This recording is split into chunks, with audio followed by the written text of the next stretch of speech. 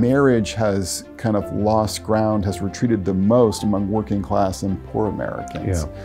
And so what that means practically, of course, both economically and socially, is that leaves poor and working class adults and kids doubly disadvantaged.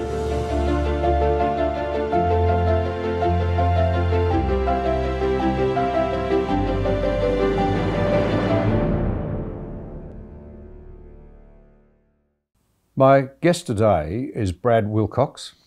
He's the director of the National Marriage Project at the University of Virginia, professor of sociology at the University of Virginia, visiting scholar at the American Enterprise Institute, and a senior fellow at the Institute for Family Studies. His research has been featured in the New York Times, the Wall Street Journal, The Atlantic, NBC's The Today Show, and many other media outlets. He earned his PhD from Princeton University. He's held research fellowships at Princeton University, Yale University, and the Brookings Institution. That's quite a list. Brad, thank you so much for giving us your time. It's good to be here, John. Thanks. Your research is very wide and very well put together. But if we could open up, you recently wrote, and I'm quoting, "When it comes to confronting some of our most serious problems, from child poverty to school failure to mass incarceration, one of the biggest factors driving these problems cannot be uttered in our national conversation." You were talking about, for want of a better term, the F word, right? Family. Yeah. Sure. Why is it, because this is common right across the West now, that family is such a forbidden topic when diagnosing these social maladies? Right. And why is that such a serious problem in your view?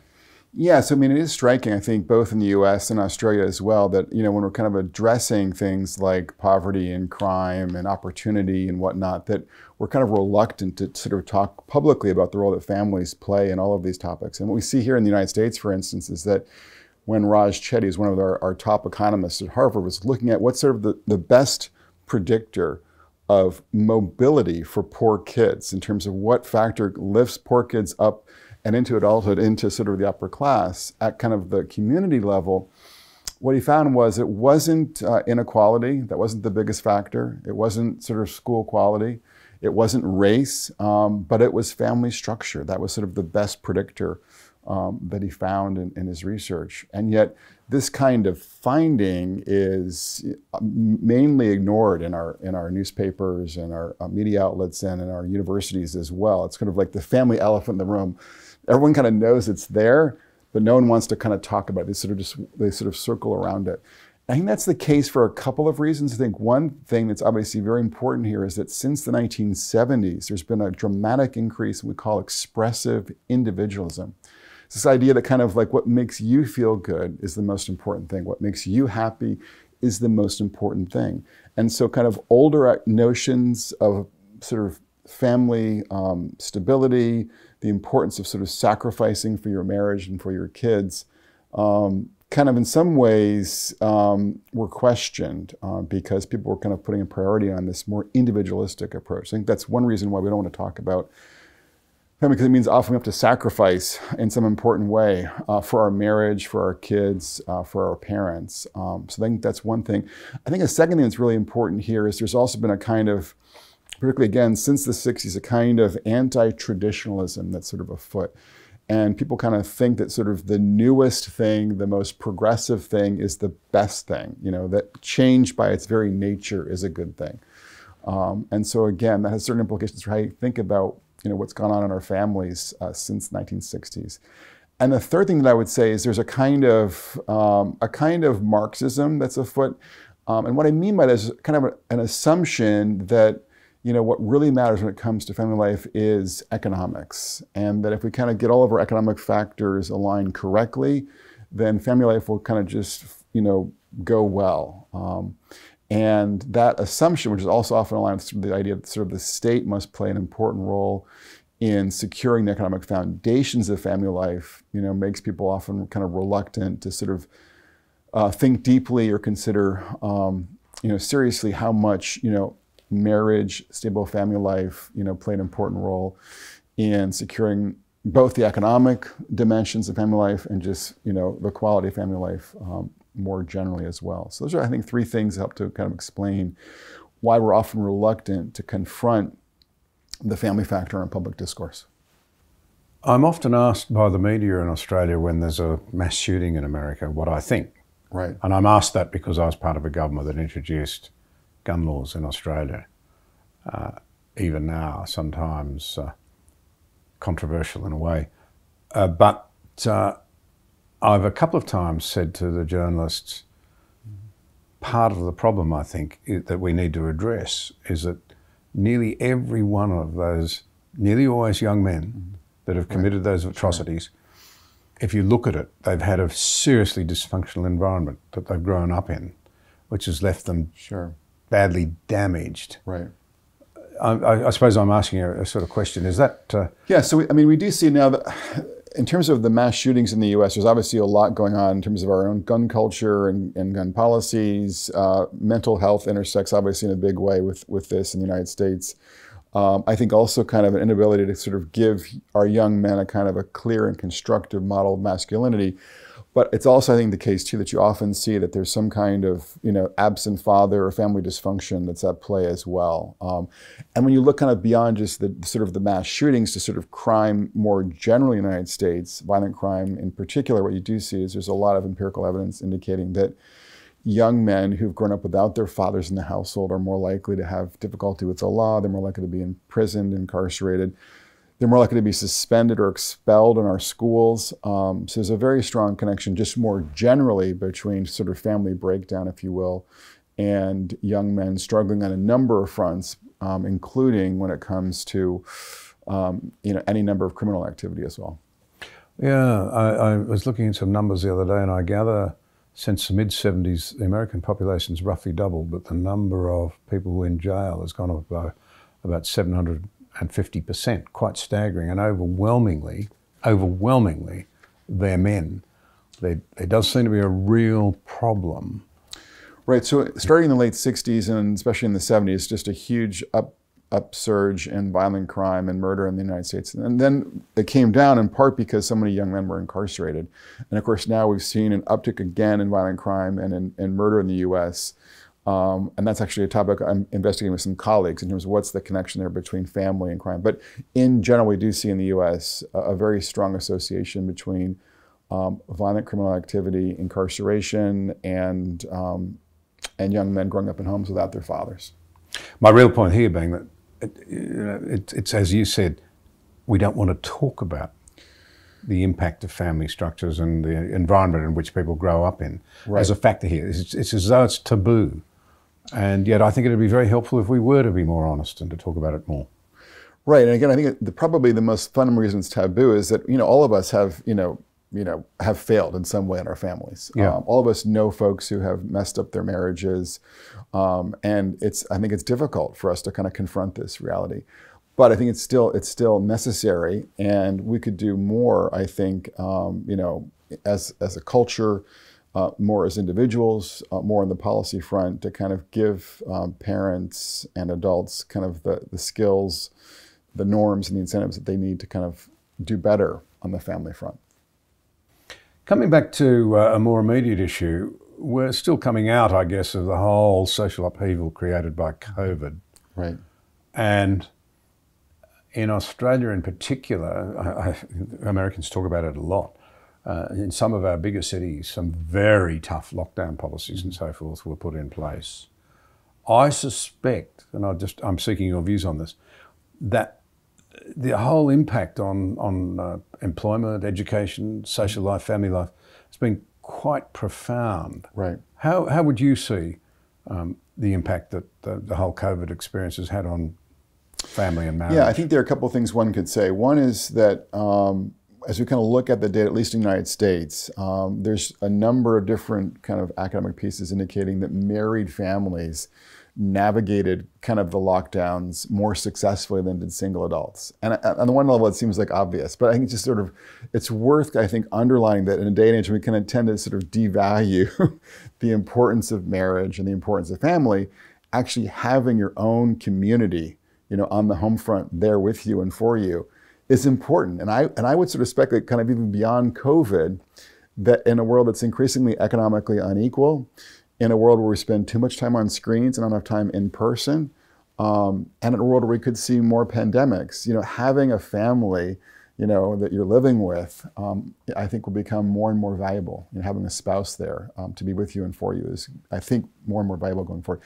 Now, in terms of other things about kind of COVID and marriage, what we saw is that there was a decline both in divorce and in marriage in 2020 in the United States. We've seen an uptick in marriages in 2021 as people kind of recovering, and this year as well, 2022. And how it's going to kind of fall out for divorce is not entirely clear. What we did see about 12 years ago with the Great Recession was that in the middle of the Great Recession, people kind of hunkered down and divorced less. And then once the recession lifted, there was a bit of an uptick in divorce. And then after that, divorce came down yet again. So divorce kind of overall is down in the US. And I think that's in part because people recognize that kind of in the face of some major social tumult, major social trauma, it's good to kind of stick with your spouse. But it remains to be seen how this will kind of play out in the next couple of years with respect to sort of COVID. And it could be that, again, folks appreciate how much it matters to have a spouse in their corner. But for, of course, some couples, kind of the intensity of being together, lockdown was too much for their marriage. So we'll see, I think, in the next year or two how this all plays out in terms of marriage stability and also kind of people entering into marriages as well. You wrote in 2019, or you co-wrote, that shifting family patterns can have profound economic consequences, fueling poverty, insecurity, and inequality. And a moment ago, indeed, you made the comment that family structures have a huge impact on social mobility. Right. Now, by shifting family patterns, I'd imagine you're talking to some extent at least about what we might have called fairly recently broken homes. Sure. Could you go into a bit more detail about your thinking of the legacy of the breaking of homes, of divorce on family members and society? Sure. I think one point to make here is that people often assume the family is kind of like this private thing. It's just sort of, it's you, your girlfriend, boyfriend, spouse, and kids, and that's about it. Kind of, in the American kind of sort of like what happens in Vegas stays in Vegas. Kind of what happens in the home stays in the home. But what the science actually tells us is that what happens in our homes doesn't just stay in our homes. It bleeds over into our neighborhoods and our schools and our communities and our states and our country. And so what that means practically then, in response to your question, is that when families are flourishing, communities are flourishing as well, states are flourishing as well. And so my research suggests with Robert Lerman at the Urban Institute here in Washington, D.C., and with Joseph Price, an economist, is that basically states with more married parents see markedly higher growth rates than other states that don't have as many married parents, have much lower rates of child poverty, and also have higher rates of what we call economic mobility. That's sort of rags to riches mobility over the life course for kids growing up in those states. So these are kind of just some examples of the way in which how when families are flourishing, both kids and adults are more likely to be flourishing as well, in both kind of the educational context, and then later on the economic context, and that's worth noting. Of course, the other point to make here is that unfortunately we've seen, I think this is true in Australia as well, is that sort of marriage has kind of lost ground, has retreated the most among working class and poor Americans. Yeah. And so what that means practically, of course, both economically and socially, is that leaves poor and working class adults and kids doubly disadvantaged. So they've got less economic resources, coming into the household because dads are often now absent from those households. And they've got, fewer parents on scene to help the kids navigate school. And, their sons are more likely to have difficulty with the police. Daughters have more difficulty with things like a teenage pregnancy. And it just reinforces, again, this sort of larger economic and social divide playing out in our countries because the family is more fragile for working class and poor Americans. I think also that's true, again, for Australians as well. Something you said there made me stop and think. You can actually assess state by state in America, can you? That some states have stronger marriage structures, commitments than others. Correct. Yeah. So there's a lot of heterogeneity. Places like Utah have quite stable families. True for Nebraska as well.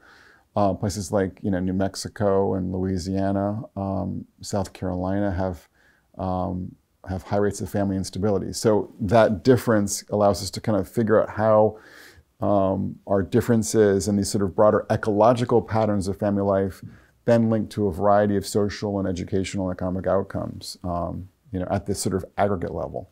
But the point here is that, again, families don't just matter for individual adults and kids, they matter for the larger social environment. And we often, I think, fail to kind of recognize that in the current political and cultural context. Flow-on question, to what extent has that been the result of those states being culturally different for historical reasons, and to what extent is it because of different government policies pursued in those states? Can you any thinking around that? Does government policy have an effect on family structures and community harmony? So I think a lot of these differences are deeply rooted in cultural patterns, including religion. As you can, obviously our number one state is the Mormon state of Utah. So that's certainly part of the story there. You can think though too, the longer impact of a very kind of perverse law, and that of course is the whole law around slavery in the United States. So when you look at in which regions is sort of the family most fragile in America, it's in those counties where slavery was most salient. So you can kind of look at the Mississippi Delta, for instance. And that's an expression in some ways of obviously both culture, but also of law. But then more recently, you can certainly look at, there's been work done by economists at MIT, for instance, showing how the first states to pass no-fault divorce were the states that saw their kids' sort of educational attainment come down, more quickly than states that did not pass no-fault divorce law. So that's an example of how kind of family policies at the state level were then reflected later on in this case, kids' educational performance. That really is interesting. After all this time, the slavery intense states, if I can put it that way, are still showing different patterns. Yeah, it's much more actually kind of discrete. I mean, there was actually a piece published in National Review by Senator Mike Lee, just geographically laying out these patterns in terms of where slavery was most common, and then patterns where single parenthood is most common, and it maps out very closely. And again, it does suggest that sort of in one way the unique American sin is our legacy, our history of slavery, and that's continued to kind of have an effect on our current American family life. Extraordinary. Yeah. To move to the issue of happiness, contentedness, and what it has to do with family structures, I'm interested that you recently wrote an article, The Surprising Case for Marrying Young. And your own research found that couples who cohabitated were 15% more likely to get divorced than those who did not. And I'd be interested in you telling us a bit more about the advantages of people considering earlier marriage in an age when most people are delaying it quite a bit. Yeah, I mean, I think you turn on almost any show these days that's sort of focusing on young adults, and there's kind of like this narrative about waiting until you're about 30 to start, getting serious about finding a spouse and settling down. And that's really kind of the view that I see among a lot of my students at the University of Virginia, kind of that idea we should wait till we're, in our late 20s to kind of look to get married. So the surprising thing is when you actually look at the research on marital happiness, it looks like folks who kind of get married, roughly speaking, in their mid-20s, report the most happiness in their marriages. And then some work that I did with Lyman Stone, who's a demographer and an economist, indicates that in the United States anyways, couples who are getting married in their 20s, or actually women getting married in their 20s, got a big sample of women, and who don't cohabit prior to marriage, had some of the lowest divorce rates in our study, in that survey. So it suggests that at least kind of today, folks who are getting married in their 20s, mid-20s, roughly speaking, and are doing so without cohabiting prior to marriage have a pretty good shot at being both happily married and stably married. And this runs against, again, this conventional wisdom that getting married in your 20s is an unwise idea. And I think what's happening here is at least two things. One is that couples who are getting married in their 20s are able to kind of grow together, and this is sort of more of a cornerstone model of marriage and less of what's called now a capstone model. So they can develop, common traditions in the household, common sort of expectations about what their kind of, family and work future looks like. I think that's part of it, but then I think the other part of this story here is they're not kind of accumulating a lot of different relationships before getting married. And what we see in the research is that, in many domains of life, more experience is better. So more teaching, more playing tennis, more throwing the football, more playing the piano tends to make you a better, teacher, a better tennis player, a better football player, a better pianist. But when it comes to marriage, it's a very different story. The more experiences you have with serious relationships prior to marriage, the worse you do.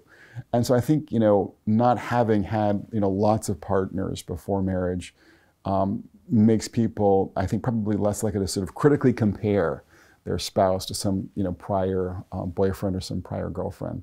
And that also, I think, helps to explain why folks who are kind of getting married directly without cohabiting, in their mid-20s tend to be more likely to flourish. But again, it is a kind of surprising finding for a lot of young adults today. I can imagine a lot of people would be surprised. Yes, very much so. Yeah. You've done a lot of work, actually, on this issue of younger Americans and their state of mind, their happiness. Sure. And you've looked at the influence of a number of things on their happiness. I understand that there's quite a low level of, relatively speaking, of satisfaction with life, of people saying, I'm really enjoying my life now, compared to the historical norm. Yeah, so Lyman Stone and I, again, in the Atlantic, wrote a piece on kind of the decline in happiness among young adults. And we attribute that in part to less religion, in part to less marriage, and in part also to less sex. If you had told me, like, even 5 years ago that I'd be worrying about young adults not having sex, I would have laughed you out of the room. But we are seeing kind of like this amazing pattern, both in the US, of course, and even more so in Eastern Asia and Japan, for instance, and South Korea, for instance, where for a variety of reasons, young adults are not having sex. I think it's partly a reflection of the fact that people are spending just much more time on screens and less time in person, socializing, less time in person dating, and less time in person, of course, being married. And so all these factors have kind of combined. But, again, we are social animals. And so things like being involved in a religious community, being married, being in a relationship, having sex, these things are all, linked to young adults being more likely to flourish. And that in-person socializing on a variety of different levels and ways is less common today than it would have been 10 or 20 years ago. What does it say about the sexual liberation movement of the 1960s that we've now got to a point where people are having not more sex, but less sex? Yeah, that's the big irony, right? That we're celebrating, if you will, the sort of 50, sort of now it's sort of the 54th anniversary in a sense of the sexual revolution. And we're seeing, a dramatic decline in sex. It's quite striking. I think in part what's happening here is that when you kind of take out all the norms around sort of sex and dating and courtship, it becomes more difficult for some young adults to navigate that, both kind of in terms of dating and marriage and also in terms of sex. But I think it's also the case that the sort of the new technologies that we're using, especially smartphones, are, leading to a dramatic decline in in-person socializing, and that's one of the factors in play as well. Your research, I was quite struck by what appeared to me to be the moderate importance of religion to people feeling satisfied with their lives, the moderate importance of a couple of other factors, but the very high importance of having sex. Right. And here's the irony. Right. It's the married, Folks younger people married who are having the most sex. Mm-hmm. Sure. And that's playing into their happiness. Yeah. Yeah, I mean, it's one finding. I don't want to make a mountain out of one particular study that we did, but it is striking that sex was a big factor in the story. So yes, I think again the irony is that none of us, I think, would have predicted, again 5 or 10 years ago that we'd be sort of beginning to worry about the decline of sex among young adults. But here we are. Life's a strange beast. It's not quite what it looks to be on the surface. Sure. Yeah. Another issue, I'm amazed at how often I hear women saying this. When it comes to marriage, understandably, a girl wants to find a good man. Sure. Right. And then you hear them say, but where are all the good men? Right. There may, in fact, be sound reasons, I think, for them asking that question. Right. Research suggests that a lot of young men really are struggling to find their feet in an age when the job market's changing. It's starting to, I'm going to be very careful here, but it is, the emerging jobs are starting to provide real opportunities, more real opportunities, put it that way, for women. Boys are not doing as well at school. They seem to be suffering more with family breakdown, if I can put it that way. More of them are going to jail.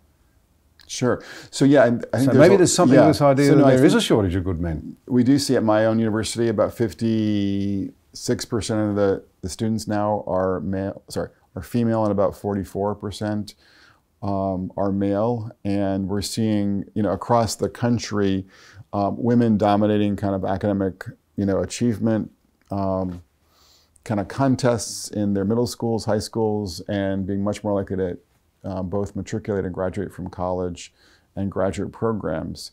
And we are seeing a growing number of young men who are not in the labor force in the US as well.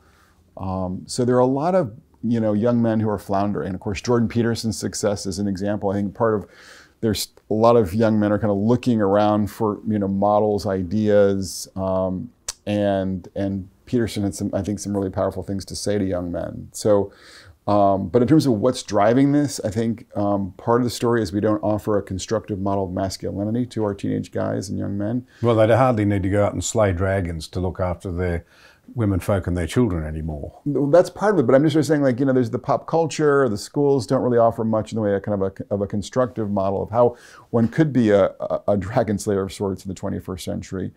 We also know that young men who are growing up without their fathers are more likely to be struggling in school and in work and with the police, which is part of the story here as well.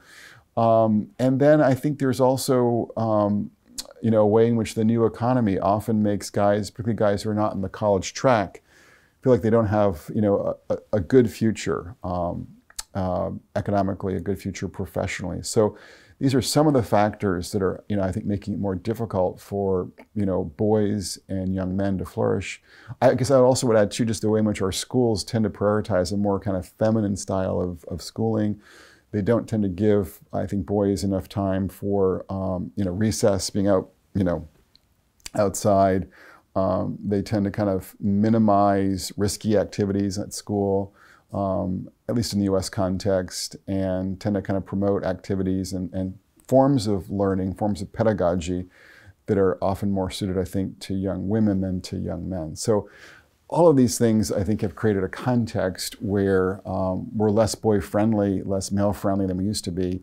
And what people don't always realize is that means that there are fewer men who are kind of marriageable, because they haven't gotten the training in school, they don't have the opportunities in the workforce that would make them attractive candidates for marriage. And so I see it at my own institution at the University of Virginia, a lot of young women coming into my office and expressing concern about the lack of available men that they could sort of date and imagine a future with. And that's sort of one way in which I think this failure to sort of serve the needs of boys and men ends up actually hurting women as well. This is interesting, isn't it? Because in one way, the first thought that comes to my mind is the idea that if what you've got here is a situation where it's terrific the girls are doing well, sure, but if the boys are not doing well, that's bad for the boys. But there's a whole lot of girls out there too who are finding it hard to find the right person to share their lives with. Yeah, So, I mean, exactly. Yeah. If that's one right. sex is not doing well, neither Right. sex is reaching their optimal sort of level of happiness and contentment Right. and meaning. Because again, we're social animals, to use Aristotle's term, and because we're social animals, if women can't find young men or men to date and to marry and to form a life with, that's going to make them, on average, a lot less happy. It's going to deprive them of opportunities to find a unique form of meaning in life as a wife and mother. It's going to be implicated probably too in lower levels of childbearing and family formation. So there are a whole bunch of ways in which what happens to men ends up having a pretty big impact on women and families more generally as well. We get a lot of talk about toxic masculinity, and I want to say up front that I think there are a heck of a lot of really decent young men out there who feel troubled and affronted and alienated by the idea that their masculinity is toxic. And I think they're the people who go to hear Jordan Peterson because they're struggling with that. They're saying, I don't want to be toxic, I want to be a decent human being. We'll come to the ones that are toxic in a moment. Sure. But I do think this is very damaging, this sort of blanket assertion that sometimes seems to imply, it seems to be out there that men are just inherently toxic and somehow we've got to develop programs to demasculinize them. Yeah, so again, I think one of our challenges today is we're actually not giving our young men a kind of constructive model of masculinity, and so they tend to, retreat either into the basement or into, other forms of antisocial, kind of hyper-masculine behavior that's not good, and it actually is toxic. But I think if we kind of gave them a more constructive model of what it means to be a man in the 21st century, we would avoid some of these problems. But to kind of follow up on your point, I think it's no doubt as well, too, that there is toxic forms of masculinity, which we do see in, say, spiking crime rates in the U.S. We do see in terms of things like domestic violence. And it's, I think, important to note it's often when men are failing to kind of be integrated into our core institutions that they act in toxic ways. So if they're failing in school, if they are not married, if they're not gainfully employed, they're often more likely to, for instance, engage in domestic violence. So we know that, for instance, rates of domestic violence are much higher among cohabiting couples than they're among married couples. They're higher for men who are unemployed than for men who are employed. So again, I think men are more likely to flourish on average when they're embedded in core institutions like marriage and work. And when they're not, they're more likely to succumb to a kind of toxic form of masculinity. Is it in part that we don't provide opportunities for young men to exercise responsibility and expect them to step up and accept responsibility? We don't do adulting anymore?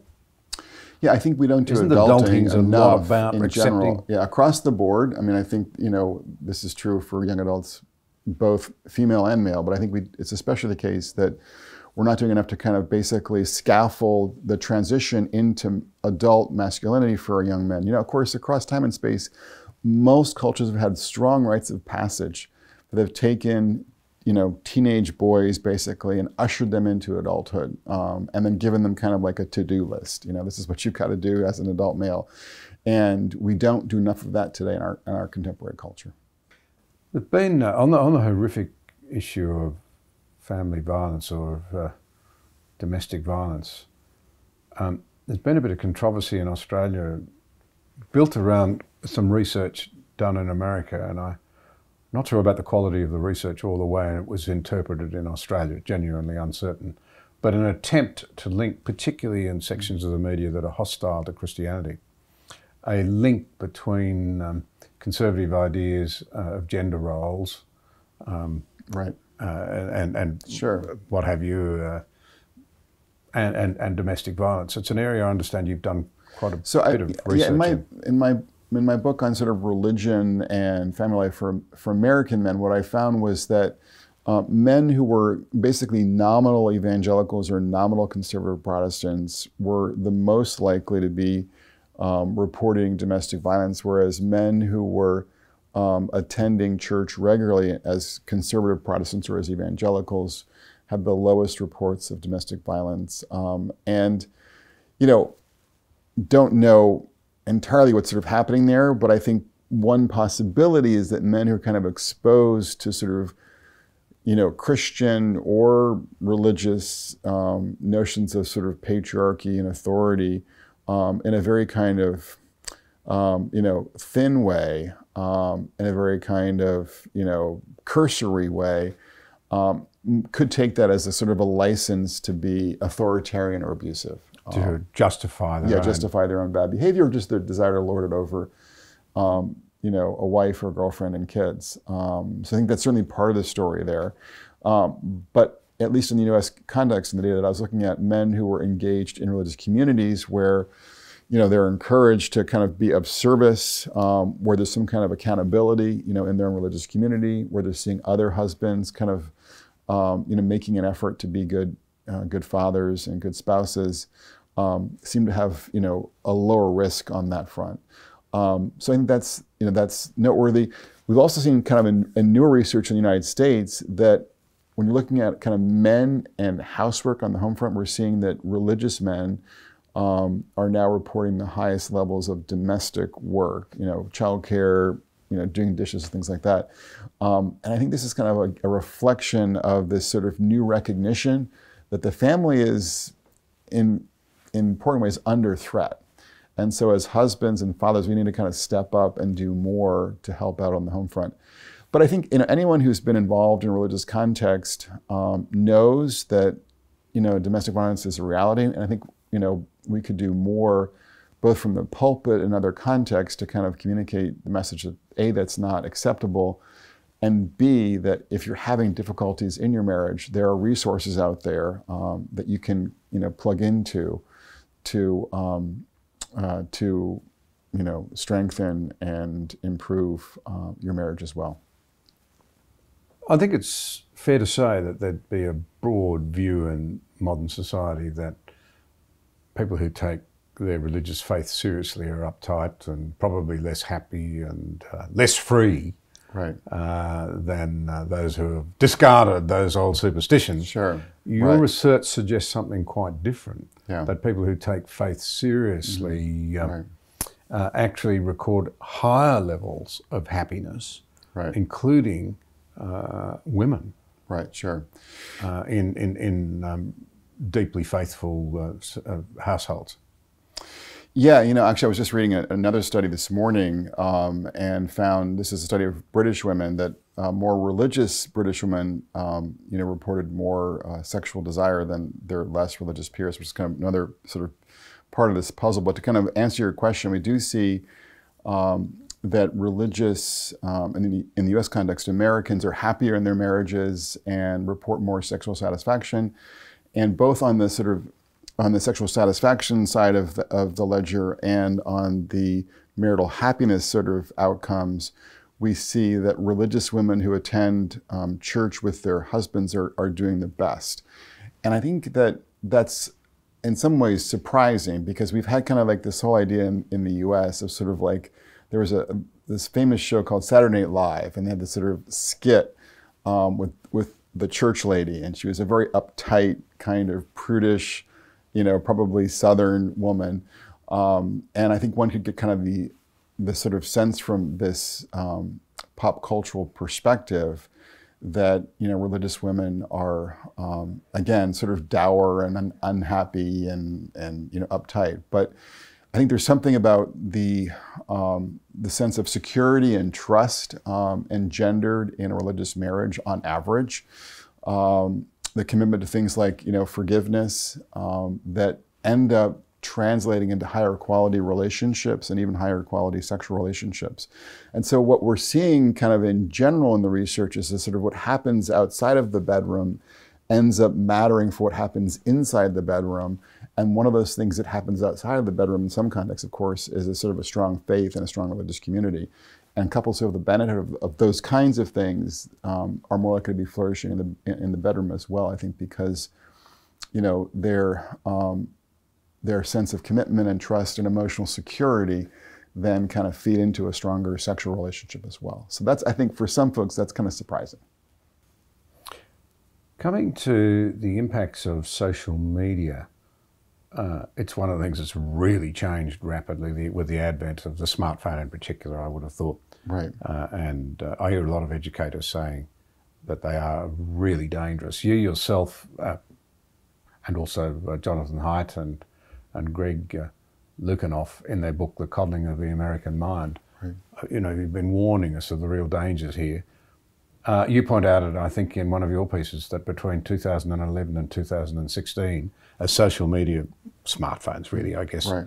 really hit the marketplace, sleep deprivation, but among US teens increased by 17%. And sleep deprivation right. is very significant, for example, in depression. Then there's anxiety over body image and bullying. There's predators, there's sure. pornography. Mm-hmm. I mean, to some extent, you'd think letting your kid take a mobile phone to school is like letting them take a machete to school.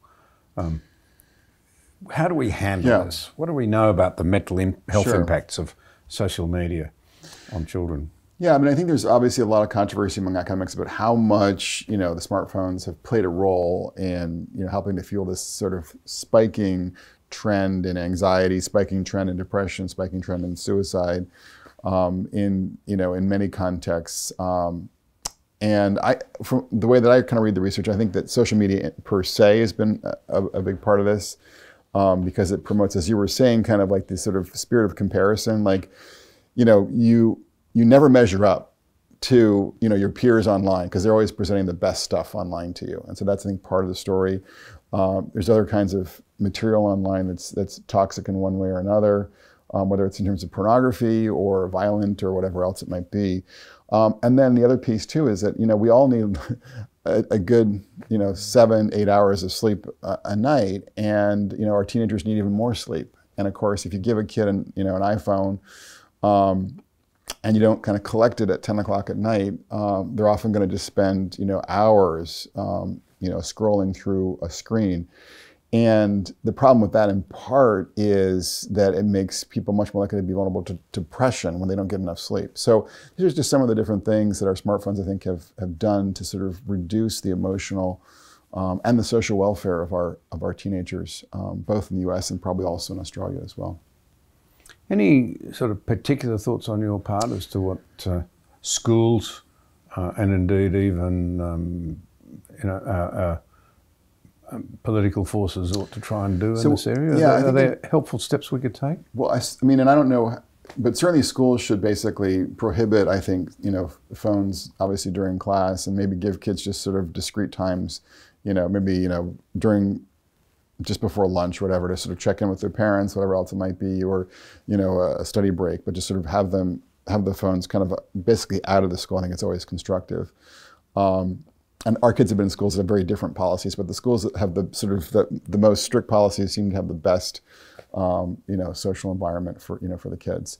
And then policymakers, I think, could do more to circumscribe the role of phones in the lives of kids. So one idea would be kind of to shut down social media for kids from, say, 10 o'clock in the evening to 7 in the morning, or something in that framework, to address the sleep issue. Another idea would be to require social media companies to get the permission of parents, and there are ways now to do that, through verification processes that are fairly straightforward now online. So I think that would kind of reduce the number of platforms that kids have access to and give parents more opportunities to sort of,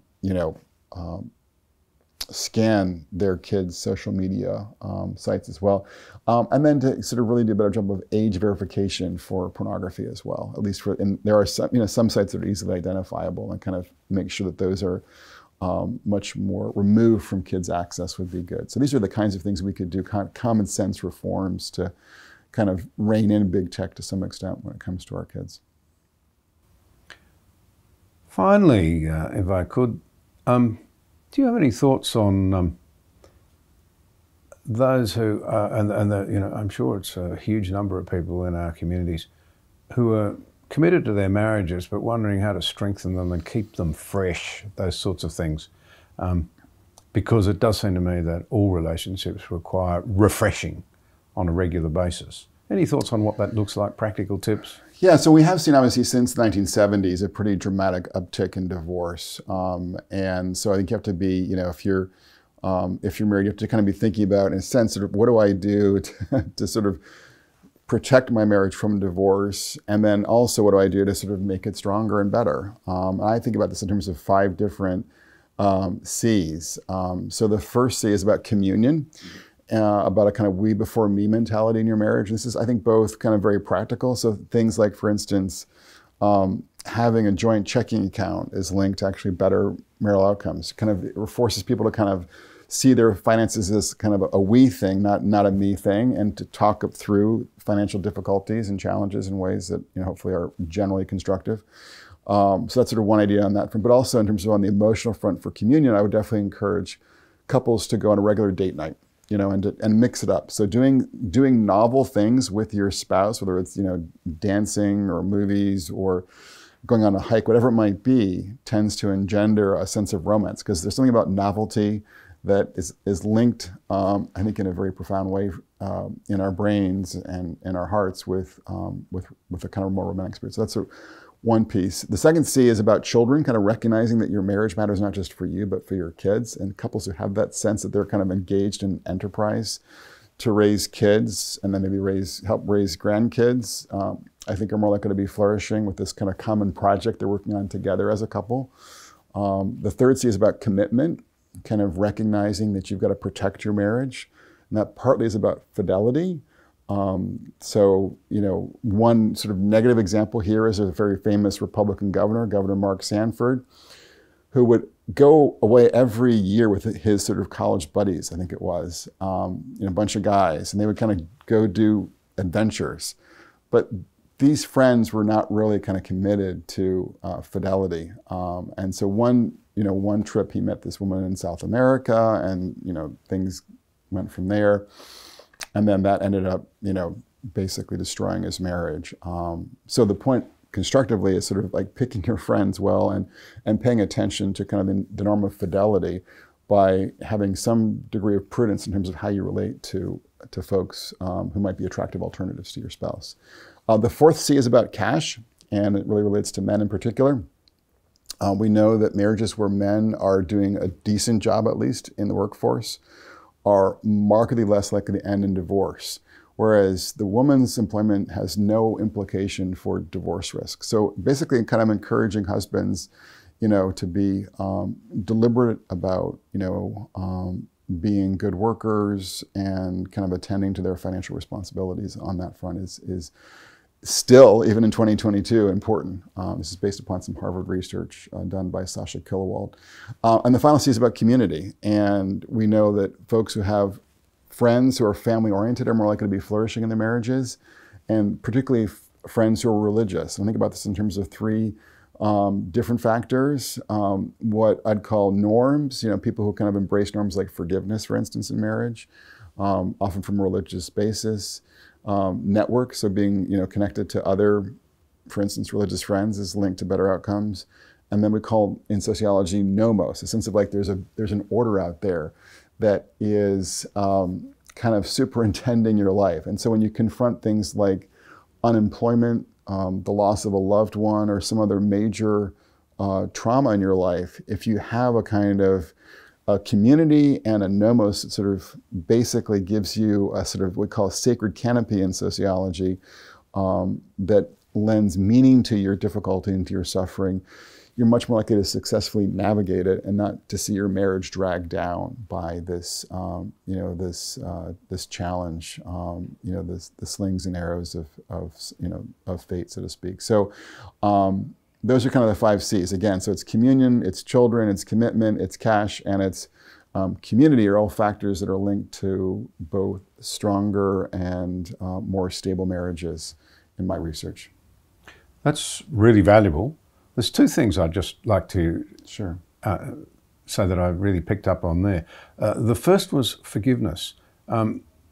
We don't do it very well in our culture now. Sure. Rabbi Jonathan Sachs, in a conversation that I held with him before he tragically died, he said one of the things that's really destructive in our modern community now is the judgmentalism in this day of cancel culture. Say the wrong thing, whatever.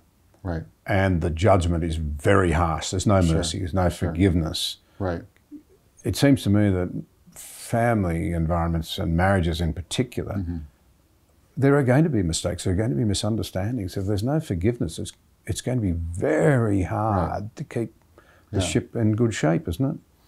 Yeah, and there's obviously a lot of wear and tear in any long-term relationship, particularly a marriage. And so if you don't have the capacity to kind of both acknowledge that you've messed up and to ask for forgiveness from your spouse, and then to have the capacity to extend forgiveness to your spouse, you know, you're probably going to fail in one way or another. That is, you're going to have a miserable marriage, or you're going to get divorced. So I think that, you know, forgiveness is just absolutely essential to kind of, you know, picking yourself up again and helping your spouse pick themselves up again as well on a kind of daily or weekly, you know, or regular basis in one way or another. Yep. And the other thing, you've been very generous with your time, but just to close this off, but that you said that companionship. Sure. It strikes me that women are innately better at that than men, particularly once they've finished university and they go out into the workforce. Men tend not to be very good at keeping a few good, close, we'd say in Australia, mates around them. Yes. And I heard a fellow I know and respect, an older man, say that a lot of women had said to him throughout his working life, I wish my husband had more friends. And he made the observation that women are much better at it than men. But that women actually wish their husbands did have deep and meaningful relationships with a few friends. Yeah, although I'd say it's men. you know, it's important for both husbands and wives to have some good friends outside of the marriage. And these are friends, of course, who are there for the marriage as well, not friends who are going to kind of, you know, basically from the sidelines throw rocks at the relationship. But yeah, but having kind of other outlets, not kind of investing all of your emotional apples in the marital basket, but kind of being able to kind of see and seek out, you know, other needs and interests with friends, I think is very valuable for both wives and husbands. And again, you're right. I think husbands have more difficulty doing that. So, but it's still very important. Well, thank you so very much. As somebody said to me the other day, I seem to have had training courses in everything except marriage. Yes. So I think your insights and your tips are gold. And thank you very much indeed. Okay. Thanks, John. Appreciate it.